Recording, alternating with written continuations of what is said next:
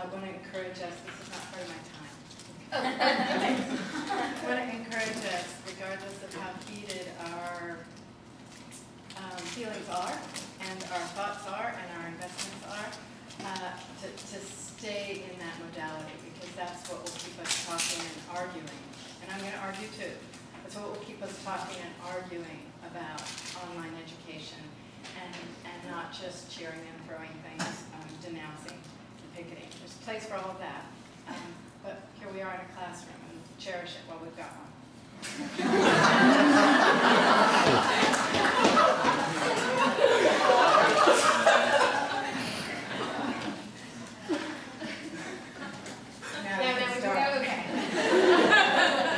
I have many thoughts about the differences between the virtual and the live classroom, and there's a lot to say about those differences. But what I mainly want to speak about in these few minutes is a different aspect of online education. And for that I have to switch lexicons from the lexicon of education to the lexicon of the market. What are the challenges of contemporary brand capital in marketing an elite product? Challenges: to expand the market for the brand, cheapen the cost of its production, without so degrading both the cachet and the quality that consumers will replace it with cheap knockoffs or substitutes. Challenges also include to outrun open sourcing, to keep the brand alive over time, and to be on the front of every new wave in markets and technologies. It's the measure of the marketization of public universities that these challenges, rather than the challenge of simply providing a first-rate higher education to an ever-changing public, these challenges are what are now organizing the universities of the future. Dean Edley's plan for ramping up online education is forwarded with two avowed goals. You heard them. One, to increase student access, and two, to obtain much-needed revenue for the bricks-and-mortar campuses. In short, for this last one, to extract profit from online education to fund on-campus education. And that's the promise that so excited the Regents and UConn. There's a third goal, one not mentioned explicitly in Dean Edley's materials, but one that is featured front and center in the UC Commission on the Future report just delivered to the Regents. Here, the goal with online education is to, among other things, lower the cost of educating all UC students by compressing time to degree, that is, getting you out of here in less than 4 years, and shrinking the size of the ladder rank faculty. The increased use of online education for UC degree students would contribute to both. Now, this might seem reasonable enough if, one, online education could generate the revenue, producing the gleam in UCOT's eye without savaging the quality of this education. And two, online education did not threaten to join the for-profit colleges in exploiting access, student access, to federal loans as the source of the promised revenue. Some facts. None of these will be news to Dean Edley or others who've been studying online education. To date, for-profit, high-quality online liberal arts education has been a financial disaster for most institutions engaged and invested in it. In their experiments with online education, Columbia, the University of Illinois, and Oxford, Yale, Stanford Consortium have all lost hundreds of millions of dollars and have abandoned or radically scaled back their efforts, joining the failures from earlier years of UKEU, NYU Online, and others. High-quality online education is not cheap in the liberal arts. Where it has been modestly successful in providing a decent education, as at the UK's infamous Open University, it does not break even, far from it. Why? Because courses are built by teams of full-time researchers there, annually refreshed, staffed intensively by high-level academics, all the kinds of things that Michelle was pointing to. What the Open University offers is a very expensive, tax-supported operation designed from the beginning for students, especially workers, unable to leave homes or jobs to go to college. The same point has been made by UC's own Philip Stark, a renowned statistician who has built the Gateway Statistics course and describes it as more labor-intensive by factors of, or potentially up to 100, than any in-person course. Not once, not twice, but every time it is taught.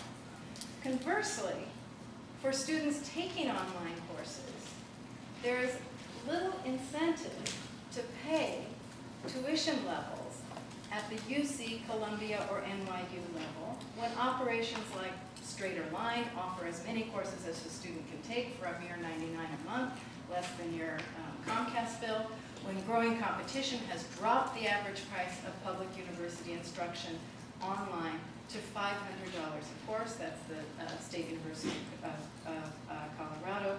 And when open sourcing is improving and on the rise. Second set of facts, the dropout rate. The dropout rate for students taking online courses is persistently and consistently high, paralleling the dropout rate in for-profit colleges. It's 20% minimum higher than on-campus dropout rates, and sometimes as high as 70%. There are lots of reasons for this, and I can't detail them now, but the question is, why do dropout rates matter? Because students pay for courses they don't complete. And the for-profit colleges and universities to which Dean Edley's plan must be appropriately compared, given its revenue-generating aspirations, have been, as many of you know, the subject of congressional hearings in the last few months, revealing the extent to which for-profits exploit student access to federal loans, misrepresent their completion and job placement rates. In short, students are joining the well-known phenomenon of underwater homeowners paying mortgages vastly in excess of their home values. What we have today are millions of students who are underwater with debt for online courses and degrees they never completed and whose benefit they never reached, but whose loans they must pay for as long as they last. This, I fear, is what a good deal of the access Dean Edley promises may come down to, and what the revenue generation, if it ever materialized, would be drawn from. Why? Because poor students, as Dean Edley made clear, will be eligible for financial aid. They won't generate revenues. Rich students are likely to choose Swarthmore, Princeton, Williams, etc. over brick and mortar campuses, or at least choose to come to the University of California. I'm sorry, they'll choose brick and mortar campuses rather than online. Whom does this leave? It leaves the debt-burdened median income students, half of whom may never finish the courses or a college degree, but will make student loan payments for years. The question, is this an ethical way to close UC's funding gap? In short, I'm suggesting that the world Dean Edley's project enters is one in which high-quality, for-profit, online liberal arts education is hugely expensive and has thus far met with colossal failure. It is one which depends upon exploiting rising student indebtedness without regard for benefit to the student. And it is one aimed at reducing the size of on-campus UC faculty and speeding on-campus students through their undergraduate educations. Now, I have not discussed what, apart from money, would be stolen from students channeled into online liberal arts education. And frankly, this matters to me most. What will be lost in the way of developing human beings, thinkers, citizens? Dean Edley has said in several public contacts that all his cyber students will miss is the keg parties. He, I'm sure, rues the remark, so I won't dwell in it. I take the remark to be more of a measure of his own distance from undergraduate classrooms today than to be a serious assessment of why liberal arts universities and colleges have been at the center of Western civilization for more than 700 years. We live in a time so quick to reduce everything to bits of consumer value. It's no surprise that university educations are part of this. But what's the sacrifice of removing students from classrooms and campuses, where good teachers don't merely impart information to students, but wake them up, throw them on their feet, and pull the chair away, where ideas become intoxicating, where scientific and literary and ethical and political passions are ignited, where there are moments of epiphany during or after a lecture, where one is literally transformed by new knowledge, by thinking with one's peers about a text, a problem, a line in Shakespeare, a measure in Chopin.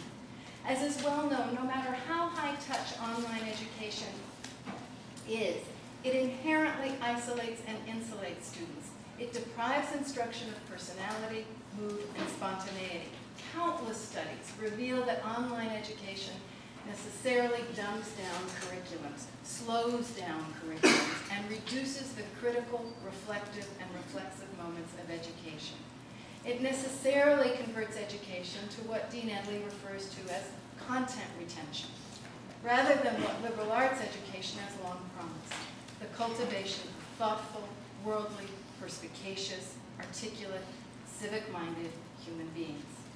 To substitute online for on-campus education, especially in those first 2 years of college, when students are being initiated into university-level inquiry, is to spurn the enduring Socratic notion that learning is a turning of the soul.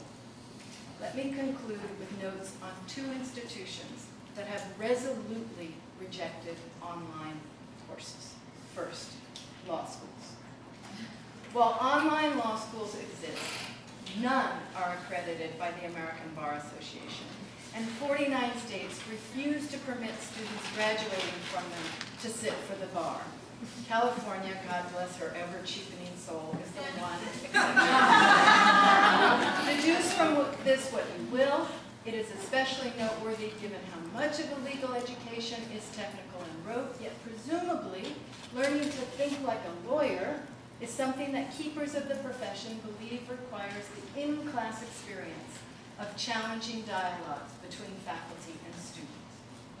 The second story, quicker, is at the other end of the education spectrum. Last winter, alas, I got a speeding ticket in the Sierra foothills. I was eligible for traffic school to clear the ticket, but was surprised to discover that Calaveras County would not allow me to use online traffic schools. Curious, I asked the traffic clerk why. Is it just because I could pay my teenage son to take the course for me? No, she replied. It's because studies show that people don't change their driving after they take the online courses, but they do with the in-person ones. And indeed, after spending the better part of a Saturday miserably in a Vallejo Ramada Inn meeting room that reeked of Windex and stale coffee, suffering instruction from a barely competent and deeply unpleasant instructor, my driving changed. Something that had not followed upon the online course I took, let's call it a decade earlier. Now I'm finishing. I suspect this is also true of those online courses on ethics and sex harassment that faculty and staff are required to take by hand. We lack the time to analyze all the reasons for this, but it returns me to the fundamental point about students being transformed by education, not merely being depositories for it. Forget from Kentucky to Kuala Lumpur, the slogan that Dean Edley has often used. From traffic schools to law schools, fully online education has been deemed inadequate to the task of educating and changing students. What does it mean to unleash it in the potentially most transformative period in the life of young adults, the early years of college?